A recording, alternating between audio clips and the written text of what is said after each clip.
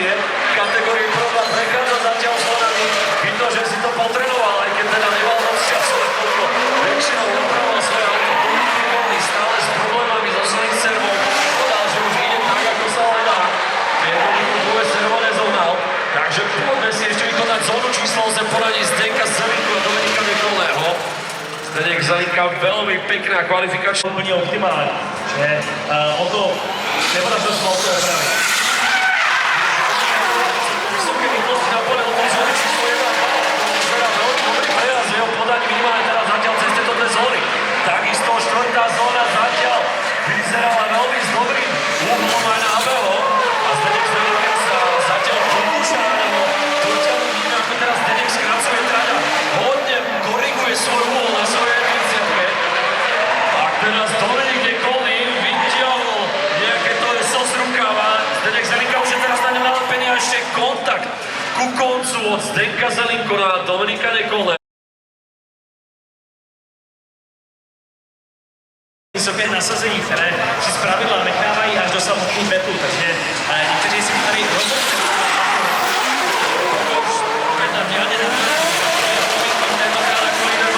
Akože sa veľmi malý rozdiel z kvalifikácie medzi týmito dvomi jazdcami. Fominkin mal nejaké problémy počas tréningu, ale vyzerá to tak, že všetko dal dokopy. Marek Kukučka sa snaží dobehnúť svojho supera a skracuje si trať, ale ani v zóne číslo 6 sa mu to nedarí. Zatiaľ čo Ilja Fominkin veľmi pekným spôsobom zatiaľ prechádza počas celej trate. Vidíme, že krásne ponára svoju 36 do každej jednej zóny. Myslím si, že aj trojka a sedmička bola od neho. 150 koní je taký základ na tento motorov.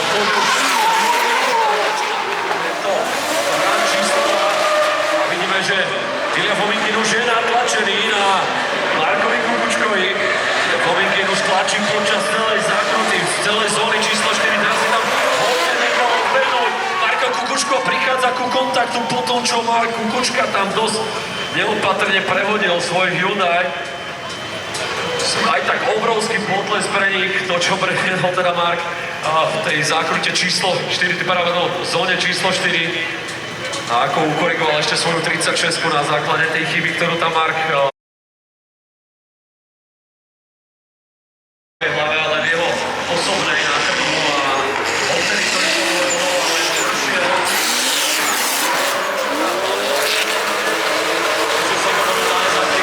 Takže Artur Dada momentálne prechádza traťou sám na koľko Daniel Vašák.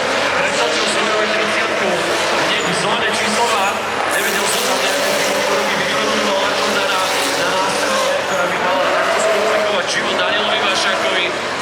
A Artur Dada prichádza tým pánom do radu číslo 2 tohto betlu s obrovskou výhodou.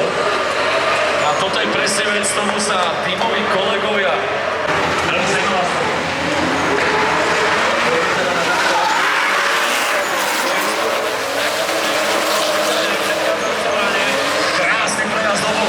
a teraz pozrite, ako Daniel Vašák vytiahne svoju 30 na betóny.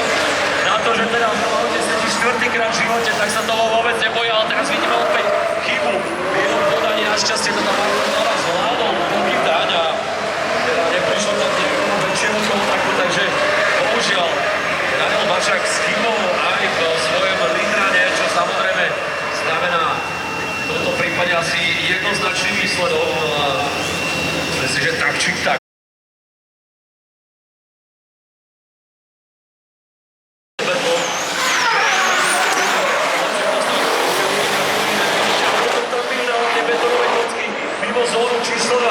Každopádne teraz má problém dostať sa do zóny číslo 4. To je presne to, ak nenadviezite pekne ten prejazd medzi zónou 2 a 3, tak vás to vypustí neodpúde optimálne do zóny číslo 4, ale tam váš má aj tak problém dotiahnuť sa na lídra.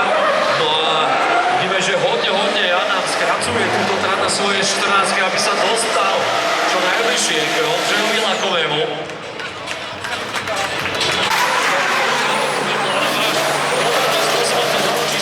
Ondřej Lakový v predchádzajúcom rane. Ondřej Lakový tam hodne minul teraz zónu číslo 3, ale je natlačený dvere na dvere. Adama Vaša teraz nádherná rýchla prehádzovačka od Ondřeja aj od Adama. A Ondřej teraz má plné ruky práce, ale teraz skorej nohy práce, aby dokázal skorigovať svoju 46, aby nevyrovnal. ale vidíme nádherný tesný battle, ktorý tu vyprodukoval ako chaser. Ondřej Lakomý, obrovský potles pre nich.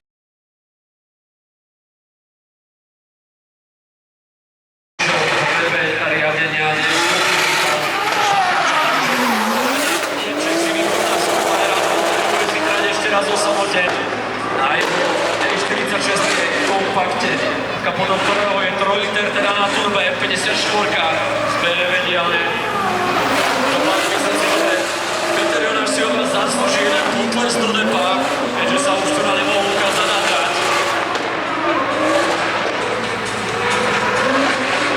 No a já doplním pro ty z vás, kteří neví, co Bayern znamená, tak je to vlastně demonstrace. Auto funguje a že je v pořádku. Ve většině Jedna z požiadavek od rozhodcov, že vlastne side by side, ale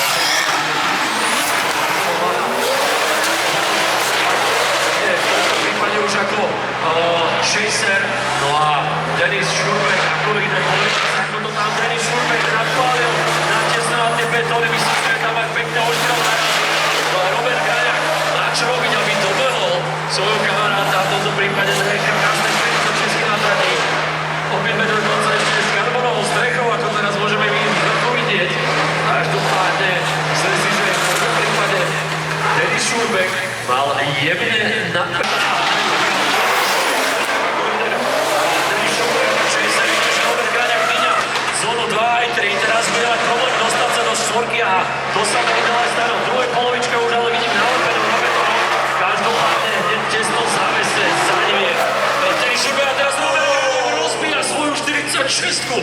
Od tie slavené balíky na stadión to pretočilo ešte aj do betónových bariér. No a myslím si, že teraz pekne zalepilo práve Denisovi Šurbekovi. Ten sa tomu nevie. protože to je poměrně těžké auto. Když si vezmeme, že závodní speciály tady mají kolem 1100-1200 kg, tak tohleto auto typuju, že má minimálně o 500 kg víc. Ešte by bolo možno dobre, keby Ondro trafil aj zónu. Čo ty na to? Priblížiš sa k tým betónom? Odzadom tým autom. To vlastne nie je ani víkend, čak, ale to bol vlastne piatok a sobota, takže počas týchto dvoch závodných dní mal hodne veľa technických problémov, za ktoré si v podstate mohol tak nejako sám.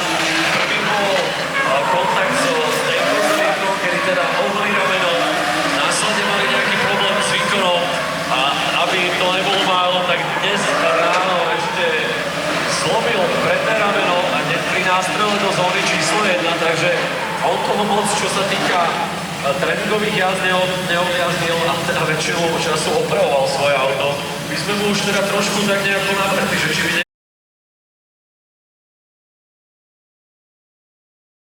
takže v tomto prípade turbo na strele pre Davida, ale teda z rúk Davida Genciho. Toto bude samozrejme hodnotenie ako Andrzej Simon, že v tomto prípade David Genci prešiel zónu číslo 1 úplne rovno a teda Michal Finkovs na to správne zareagoval, taktiež vyrovnal svoje auto a našťastie prišlo k žiadnemu kontaktu, k žiadnej kolízii. Takže poďme na to. Obrovská korekcia v zóne číslo 2, respektíve na výstupe David Genci teraz začne určite na Michala tlačiť, čo to dá, pretože toto taktiež nebolo úplne s kostolným poriadkom, čo sa povedalo na betlovom briefingu, takže David Genci ešte stále nemá tento betl stratený. Skoro totožnom mieste. A v tomto prípade majú rozoznanie v rukách rozhodcovia, keďže oba tieto vyrovnanie s voľnou chybou.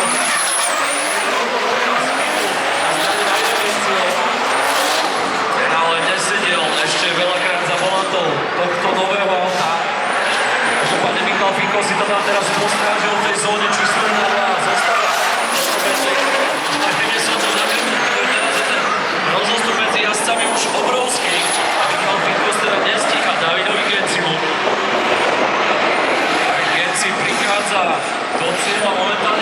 A my už počujeme tam trieskať pneumatik.